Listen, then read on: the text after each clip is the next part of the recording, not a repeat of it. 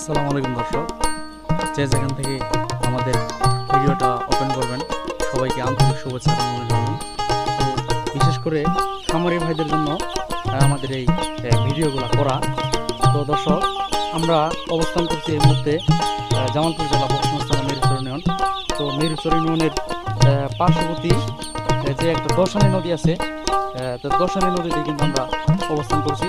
তো দর্শনী নদীতে কিন্তু খুব বিশাল আকৃতির বেলজিয়াম হাঁসের একটা মাংস উৎপাদনের জন্য কিন্তু খামার করা হয়েছে। তো দর্শক, এইখানে দেখতে পাচ্ছেন প্রচুর পরিমাণে কিন্তু বেলজিয়াম হাঁসের বাচ্চা। তো এইদিকে যে আমরা আসছি, তো আমাদের এদিকে আসতেছে সবগুলো হাঁস কিন্তু এই যে খুব মজার একটা বিষয়। তো সবগুলো কিন্তু এখানে আসতেছে।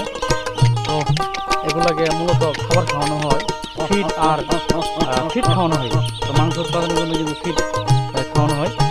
তো আমরা একটু ঘুরে ঘুরে আপনাদের দেখাই। এই যে বিশাল আকৃতির কিন্তু প্রায় 1 কিলোমিটার ধরে কিন্তু এই হাঁসের খামার, মানে বিশাল আকৃতির নাকি ভাই। তো ওইখানে দুজন ভাই খামারে কিন্তু কাজ করেন, ওনারা খামারের মালিক। তো আমরা ওনাদের সাথে একটু কথা বলবো, হাঁসের বাচ্চার বয়স কতদিন এবং হাঁসগুলাকে কী কী খাবার খাওয়াই, ওনাদের সাথে আমরা একটু কথা বলবো। তো এগুলা কী জাতের বেলজিয়াম জাতের হাঁস, তো আমরা দেখলাম।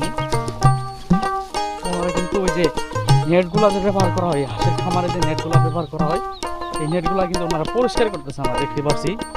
এই যে, তো ভাই এগুলো তো মনে হয় আজকে রাতে ব্যবহার হয়েছিল না ভাই? রাতে বিছাই দিছিলেন? ও আচ্ছা, রাতে বিছাই দিছিলেন। এখন নেওয়া হয় না, যত্ন নেওয়া হয় না কিন্তু হাঁসের। তো দর্শক, একটা মেন বিষয় বা মেন পয়েন্ট হলো, আপনি যেটাই করতে চান, মানে যা কিছু করতে চান, অবশ্যই কিন্তু খুব যত্ন সহকারে কিন্তু করতে হয়, ঠিক না ভাই? পরিশ্রম কখনো। তো এটা কিন্তু আচ্ছা ভাই, আপনার সাথে একটু কথা বলি, একটুটা দাঁড়ান, নেট ধুবেন? আচ্ছা আচ্ছা, নেট ধোয়াই 1 মিনিট সময় দিলে আমরা একটু চলে যেতাম। তো দর্শক, এই যে হাঁসের খামারে নেট ধোয়ার প্রসেসটা আমরা আপনাদের দেখাই। তো এই যে রাতে এগুলা যে ব্যবহার করা হয়, মানে হাঁসের বাচ্চা রাখার জন্য যে ব্যবহার করা, এইভাবে কিন্তু ওনারা কিন্তু এগুলা এইভাবে পরিষ্কার করে থাকেন। তো প্রচুর পরিমাণে কিন্তু পরিশ্রম করতে হয়, প্রচুর পরিমাণ পরিশ্রম ছাড়া কিন্তু কোনো কিছু হয় না। ঠিক আছে, ওনারা একটু ব্যস্ত আছে, তো ওনাদের সাথে আমরা কথা বলতে পারলাম না। আমরা আপনাদের একটু খামারে ঘুরে ঘুরে দেখাই। তো কেউ যদি খামার করতে চান, আপনারা নদীর, আপনার পার্শ্ববর্তী বাসায় যদি নদী থাকলে কিন্তু আপনারা অবশ্যই খামার করবেন। খামার নদীর পাশে খামার করলে কিন্তু অনেক উপকারিতা আছে। যেমন এই যে দুজন ভাই কিন্তু আপনার এখানে নেট পরিষ্কার করতেছে, যদি পাশাপাশি যখন হাঁসগুলা দিনের মধ্যে প্রায় 2 থেকে 3 বার কিন্তু নদীতে গোসলের জন্য কিন্তু ওনারা দেয়। এবং কি হাঁসগুলা কিন্তু প্রাকৃতিক খাবারও কিন্তু খেয়ে থাকে, যেমন বিভিন্ন ধরনের শামুক, পোকা টোকা, পানি নিচে যেগুলো মানে জলচক্রিত আছে ছোটো ছোটো, এগুলা কিন্তু হাঁস খাদ্য হিসেবে গ্রহণ করে। আর এর পাশাপাশি কিন্তু যেগুলো কৃত্রিম মানে খাদ্য হয়, মানে মানুষ যেগুলো খাদ্য তৈরি করে, তো এগুলা খাদ্য কিন্তু এখান থেকে হাঁসগুলো খেয়ে থাকে।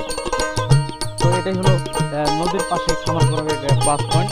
তো ওনাদের বাড়ি কিন্তু অনেক দূরে, তো ওনারা এই নদীর পাশেই খুব সুন্দর একটা খামার তৈরি করেছে।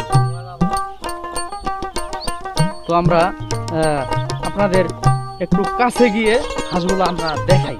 তো ওনাদের থেকে অনুমতি নিলাম নিয়ে আমরা কিন্তু আপনাদের হাঁসগুলো একটু দেখাবো। এই যে হাঁসগুলো দেখতে পাচ্ছেন, সুন্দরভাবে কিন্তু খাবার গ্রহণ করতেছে, তার মানে না এখানে কোনো পানি খাচ্ছে না। খুব সুন্দর কিন্তু বলে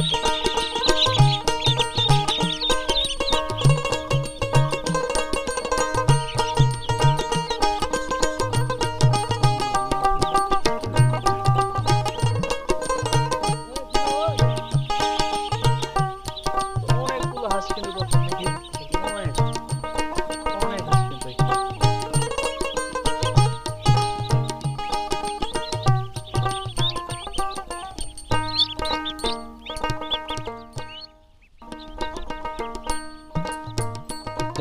নেওয়া হয় না, যত্ন নেওয়া হয় না কিন্তু হাঁসের। তো দর্শক, একটা মেন বিষয় বা মেন পয়েন্ট হলো, আপনি যেটাই করতে চান, মানে যা কিছু করতে চান, অবশ্যই কিন্তু খুব যত্ন সহকারে কিন্তু করতে হয়, ঠিক না ভাই? পরিশ্রম কখনো। তো এটা কিন্তু আচ্ছা ভাই আপনার সাথে একটু কথা বলি, একটুটা দাঁড়ান, আমরা ডিস্টার্ব করতেছি। নেট ধুবেন?